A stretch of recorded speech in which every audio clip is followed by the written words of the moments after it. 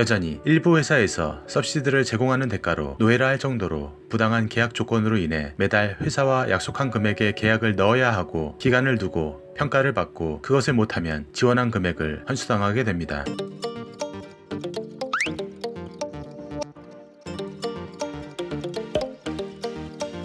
정착지원금, 서비스, 대출금 등의 조건은 보험사계사 경력자에게 직전 회사에서 받았던 연봉 총액의 적게는 10%에서 30%까지 일시금 또는 3개월에 걸쳐 지급하는 경우가 많습니다. 만약 한 번에 받아서 이직한다면 목돈을 받을 수 있기에 서비스를 요구하게 됩니다. 첫 번째, 지급받는 수수료가 달라진다. 저성과를 내었던 설계사는 수수료를 줄이는 경우가 있지만 고성과를 내는 분의 경우 수수료를 줄이지 않고 그냥 지급받는 경우가 있습니다. 보험설계사에게 아무것도 해주지 않고 오버라이딩만 탐하는 회사 대표나 관리자들은 맹목적으로 비판하기만 합니다. 서비스 제공 안 한다 해서 수수료 지급에는 별 차이가 없습니다. 크게 차이 난다는 극단적인 예를 들어 옛날 버전으로만 이야기합니다. 여전히 일부 회사에서 서비스를 제공하는 대가로 노예라 할 정도로 부당한 계약 조건으로 인해 매달 회사와 약속한 금액의 계약을 넣어야 하고 기간을 두고 평가를 받고 그것을 못하면 지원한 금액을 환수당하게 됩니다. 나쁜 조건으로 입사 제한하는 곳과 계약을 했기 때문입니다. 두 번째, 보험설계사는 프로이고 자영업자이기에 자기와 맞는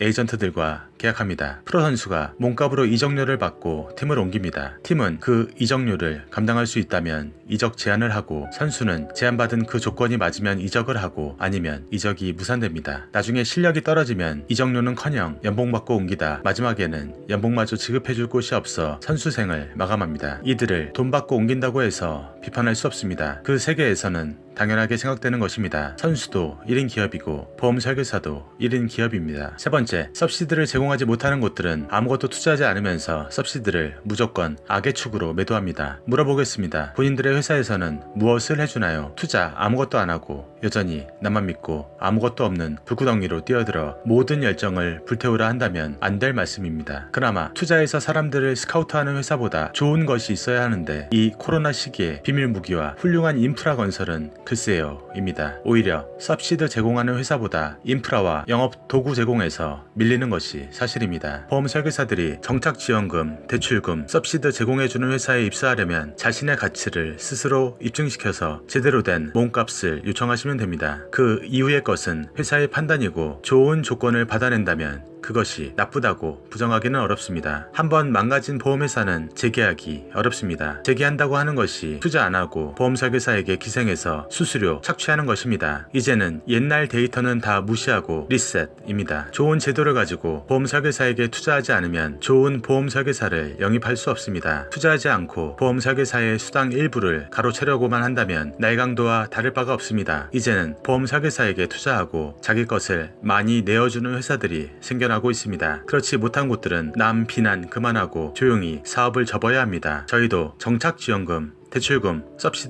제공합니다. 하지만 보험 설계사 분들에게 노예와 같은 보험 수수료 지급과 말도 안 되는 무게를 지게 하지 않습니다. 하나의 제도일 뿐입니다. 그 대상도 분명 정해져 있고요. 이 제도를 무조건 욕하는 사람들의 의도와 실체를 조금 더 생각하셔야 합니다. 최종 선택 또한 신중하게 하셔야 합니다. 지금 선택은 소중한 내 인생의 일부이기 때문입니다.